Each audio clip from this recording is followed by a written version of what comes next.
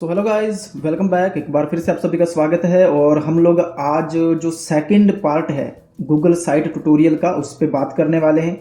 और I hope कि आप सब ने फर्स्ट पार्ट जो है वो देख लिया होगा। वो बहुत ही बेसिक था।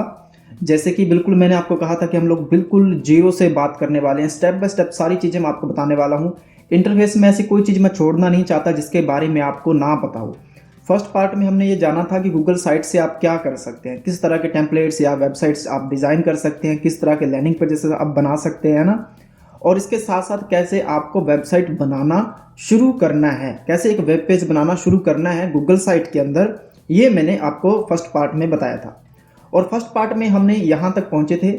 हमने ये जो ऊपर वाला पूरा मेन्यू बार है ये इतना सा ही है, हालांकि मेन्यू बार तो नहीं बोल सकते, इसमें मेन्यूज़ नहीं है।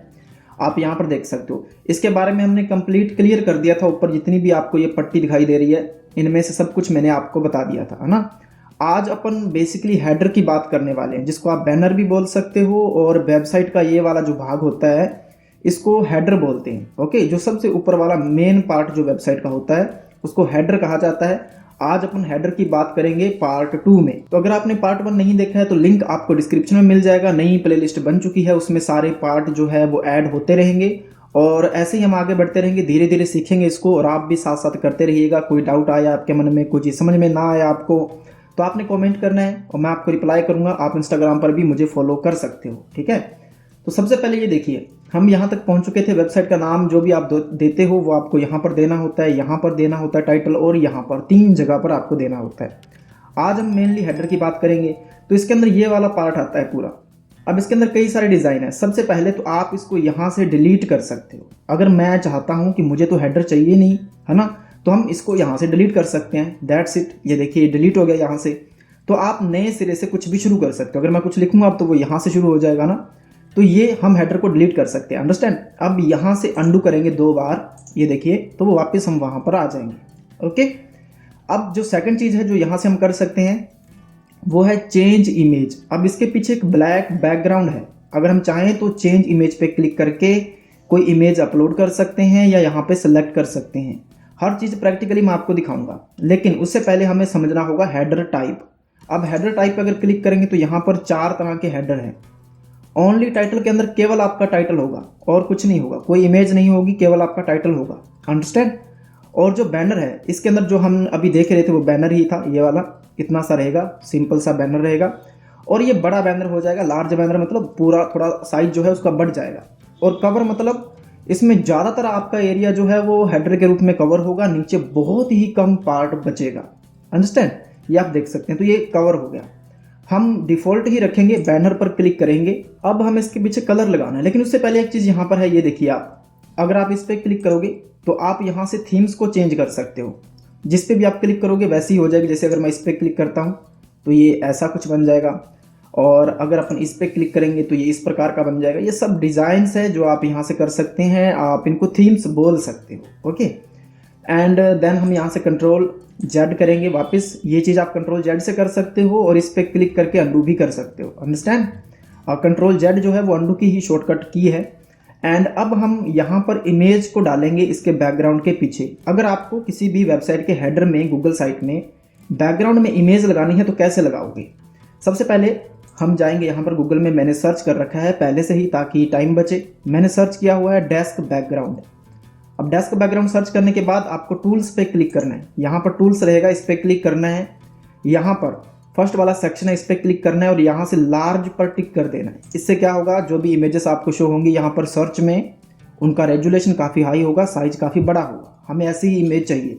तो एक मैंने यहाँ से इमेज चूज़ कर ली है। वैसे आप कोई भी इमेज ले सकते हो, मैंने आपको सिखाना है और जस्ट फॉर एन एग्जाम्पल मैं ये वाली इमेज ले रहा हूँ। आप चाहें तो इस इमेज को डाउनलोड कर सकते हो, या फिर आप इस पर राइट क्लिक करके copy image address, copy image address पे आपने क्लिक करना है और वापस आना है। यहाँ पर चेंज इमेज पे क्लिक करेंगे। अगर आपने डाउनलोड किया होता तो आप यहाँ से अपलोड करते तो भी लग जाती, लेकिन हमने उसका URL कॉपी किया है तो इसलिए हम लोग यहाँ से सिलेक्ट पे क्लिक करेंगे। और जैसे आप बेसिकली सिलेक्ट पे क्लिक करते हो तो हमारे सामने यहाँ पर 5 ऑप्शंस है। पहला है गैलरी। तो गैलरी से आप कोई भी इमेजेस जो है डिफ़ॉल्ट रूप से यहाँ से चूज कर सकते हो, जो गूगल हमें खुद देता है, तो यहाँ से आप कोई ले सकते हो।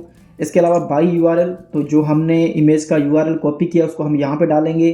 या हम यहाँ से गूगल में सर्च भी कर सकते थे डायरेक्टली। और अगर हमारी एल्बम है यानी कि हमने कुछ अपलोड कर रखा है पहले से, तो वो यहाँ से हम ले सकते हैं। गूगल ड्राइव से अगर आपको डेटा लेना है, आपकी इमेज गूगल ड्राइव में पड़ी है तो भी आप यहाँ से ले सकते हो, लेकिन उसी अकाउंट से जिस अकाउंट से आप गूगल साइट को एक्सेस कर रहे हो उसी में पड़ी है, तो आप यहाँ से फैच कर सकते हो। लेकिन फिलहाल हम बाई यूआरएल पे क्लिक करेंगे। जो इमेज का यूआरएल हमने कॉपी किया उसको हम यहाँ पर पेस्ट करेंगे, ये इमेज यहाँ पर आ जाएगी। एंड सिंपली ये जो ब्लू बटन है सेलेक्ट, इस पर आपको क्लिक करना है और ये देखिए आपकी इमेज यहाँ पर आ चुकी है। तो ये काफ़ी अच्छे तरीके से दिख रही है। आप चाहें तो इसका जो हेडर टाइप है थोड़ा सा बड़ा कर सकते हैं इस तरह से, लेकिन स्टिल ये इतना काफ़ी है। और एक चीज़ और, यहाँ पर एक ऑप्शन है, ये देखिए, अगर आप इस पर क्लिक करोगे तो जो रीडेबिलिटी है, अगर अब मैं इस पर क्लिक करूँगा तो थोड़ा सा ब्लर होगी बैकग्राउंड जो इमेज है, तो ये टेक्स्ट जो है हमारे बहुत अच्छे से दिखेंगे। अगर आप इस पर टिक इसको हटा दोगे, यानी कि देखो अभी हटाया हुआ है, तो अगर हम इसको हटा देंगे ना तो ये इमेज प्रॉपर दिखेगी। लेकिन ये आपको हमेशा ऑन रखना है रीडेबिलिटी जो है, ताकि आपका जो टाइटल है वो अच्छे से दिखे। इमेज ज़्यादा जरूरी नहीं है, वो बैकग्राउंड में दिखती रहेगी, वो इतना ही रखना है आपको। तो ये इस प्रकार से आप जो है इसका हेडर जो है वो डिज़ाइन कर सकते हैं। ओके, ये बहुत ही सिंपल है। अब इसमें सब आपकी क्रिएटिविटी है, आप बड़ा बनाओ बैनर, छोटा बनाओ, है ना, कैसी भी इमेज लगाओ, कलर लगाओ, कुछ भी। आप इसके अंदर कुछ यूज कर सकते हो इस प्रकार से। ये देखो ना, ये सब थीम्स है, इनको भी आप यूज कर सकते हो। तो आपकी जो इमेज लगी हुई है वो वैसे ही रहेगी, उसमें कोई फ़र्क नहीं आने वाला। ये देखो, है ना, ये इस प्रकार से बनता रहेगा। कलर आप चेंज करना चाहते हो, जैसे ऊपर वो ब्लू पट्टी आ रही है ना, इस थीम पे क्लिक करने के बाद तो आप इनमें से कोई भी कलर जो है वो चूज़ कर सकते हैं। ये देखिए, है ना, तो कोई इशू नहीं है, यहाँ से सब बने बनाए हैं टेम्पलेट्स, इनका भी आप यूज कर सकते हो। ये मुझे काफ़ी अच्छा लगा, तो ये रखेंगे अपन। तो आपकी इमेज हमेशा वैसे रहने वाली है। ओके, तो ये बहुत आसान है। यहाँ से आप हेडर चेंज कर सकते हो, अगर आपको हेडर नहीं चाहिए तो वो आप यहाँ से डिलीट कर सकते हो। अब मुद्दे की बात करते हैं, और भी कुछ चीज़ें हैं जो हम डिस्कस कर सकते हैं, क्योंकि अभी ये वीडियो इतनी लंबी नहीं हुई है। तो यहाँ पे देखो, एक इंसर्ट है, एक पेजेस है और थीम्स है। थीम्स हमने समझ लिया है, ऑलमोस्ट हमने जान लिया है थीम्स, ठीक है, तो ज़्यादा कुछ है नहीं इसमें। इंसर्ट की बात करते हैं, तो यहाँ से आप कुछ भी इस पेज के अंदर, इस वेब पेज के अंदर, इस वेबसाइट के अंदर डाल सकते हो। टेक्स्ट डालने हैं तो आप इस पर क्लिक करोगे। अब जस्ट फॉर एन एग्जाम्पल, अगर मैं टेक्स्ट पे क्लिक करता हूँ यहाँ पे, तो ये देखो टेक्स्ट आ जाएंगे, यानी कि मैं यहाँ से लिख सकता हूँ। ओके, और इसी प्रकार से इमेज है, और ये इम्बेड, यानी कि कोई कोड से आपको कुछ करना है तो कोड आप यहाँ पर डाल सकते हो, इम्बेड कर सकते हो कुछ भी। और ये कुछ ब्लॉक्स है, इनका भी बेहतरीन यूज है जो आगे चल के हम बात करेंगे। जो नेक्स्ट पार्ट में पार्ट 3 बनाने वाला हूँ ना, उसमें हम ये बात करेंगे, उसमें हम एक टारगेट लेके चलेंगे कि किस तरह की वेबसाइट हमें बनानी है, तो वो इजी रहेगा हमारे सामने।